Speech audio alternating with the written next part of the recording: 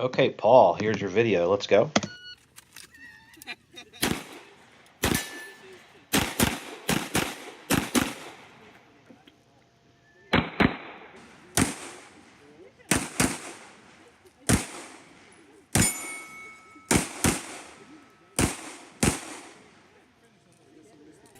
Okay, so a couple things.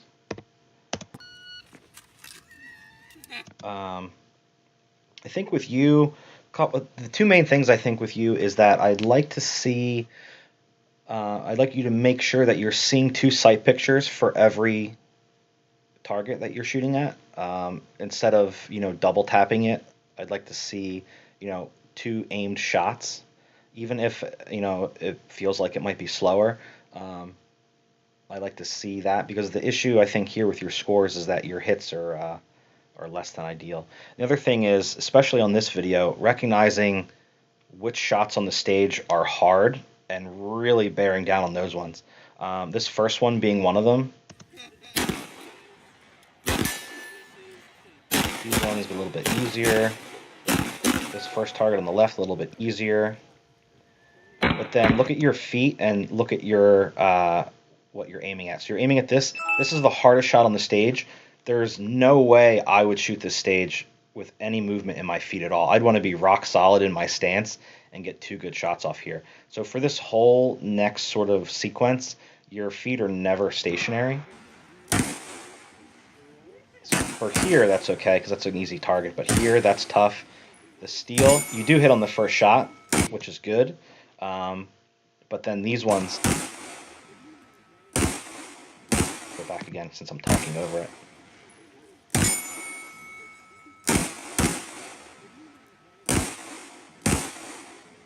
I just think it's tough on these ones to really shoot these on the move. It's not really something that I would have attempted. These are, tuxedo targets, which they're my nemesis, I'll be honest. And they're probably, I'm not sure what distance we are here, 12 to 15 yards away, at least, I think. So I'd want to be completely stationary here to shoot these ones. And, one of the things that we noticed in the walkthrough is there is a position that you can get to all of these targets without moving your feet. It's pretty much either, having your right foot a little bit behind this rock over here, or if you want to think about having your left toe almost all the way on the end of this stick. And then from that position, you're solidly planted. You can see the plate, you can see these two tuxedos, and you can see the headshot even. And you can see this target over here. So you could have came to that position, sort of ran after you shoot this target behind this barrel, run aggressively to here, and then just sweep and get everything without sort of the movement that you had in there.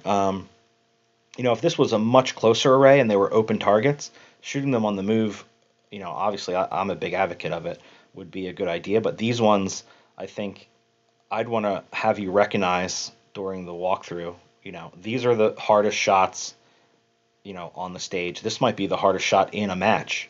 I know we didn't have any shots nearly that hard in the match. I just shot it on Alani. So you need to really focus on which ones are going to be the ones that require your attention, and really have a solid planted shooting platform for those ones. And then really to also think about, as part of your walkthrough and as part of your plan, what order are we going to shoot these?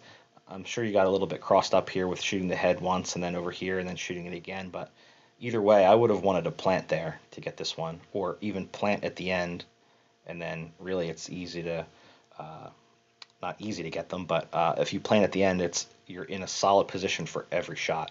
You don't have to plant here to shoot this one and then get going again and plant again. Because every time you add a position to a stage, you're adding time. So you had, a position here where you shot this guy, you shot the head, that's kind of another half a position because you had to move your feet, then you had to move your feet to get here. Then you had another position where you were standing here to shoot the head again. And then even at the end, each one of these is sort of its own little half a mini position because you have to move every time to sort of engage them. You're not really ever able to sort of commit to one spot and then really get on the trigger fast. So we'll watch the other one.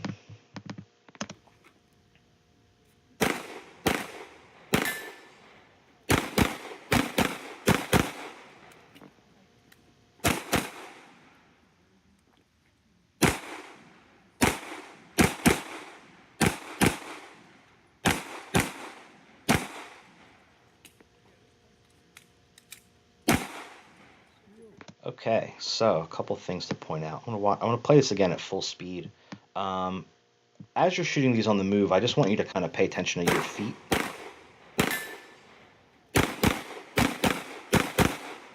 It just seems to me very, what am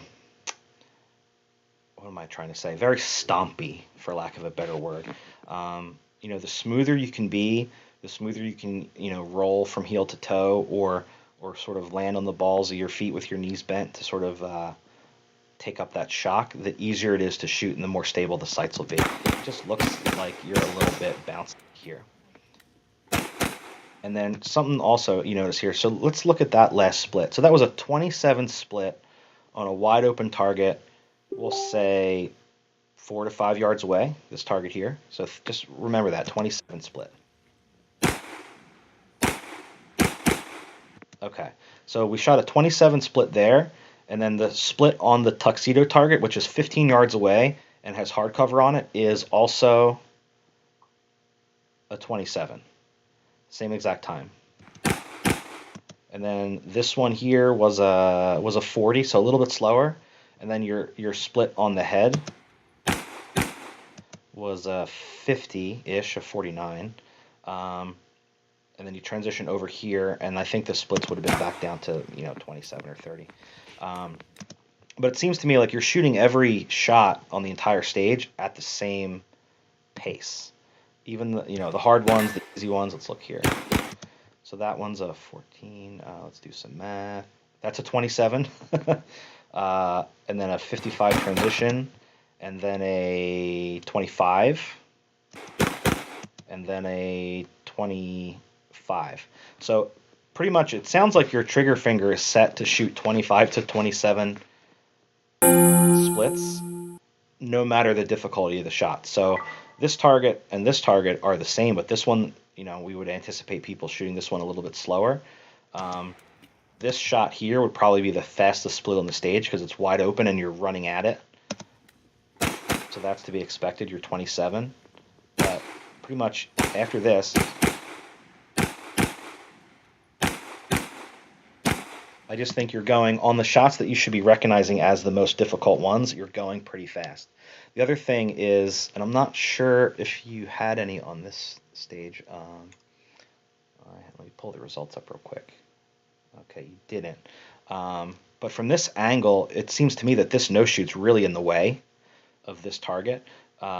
Most of the people were finishing with either your right foot on this rock or your left foot, somewhere around this stick. So you're standing somewhere in this zone to be able to see past this target and get to this target. From where you are here, I think you're making it really hard on yourself. Just from an angle situation, you're probably cutting down a lot of the angle you have on this target. Let me just look at something else here. So you come in here, move to this position, okay. You are in one position to shoot all the targets, which is good. And the transition there, let's see. Where are we at? 1730. Okay, so a 94. The transition from here to this target ideally would be around a 50. So part of that is, calling your shot on the head and snapping the gun, snapping your head and then the gun to this close target. So you're giving up time, I think, on most of the transitions, but you're overshooting the splits. I wish I would have had video of myself so I could have looked at it, but I'm sure that my splits on these targets are not 27s. That's a pretty fast split for a difficult.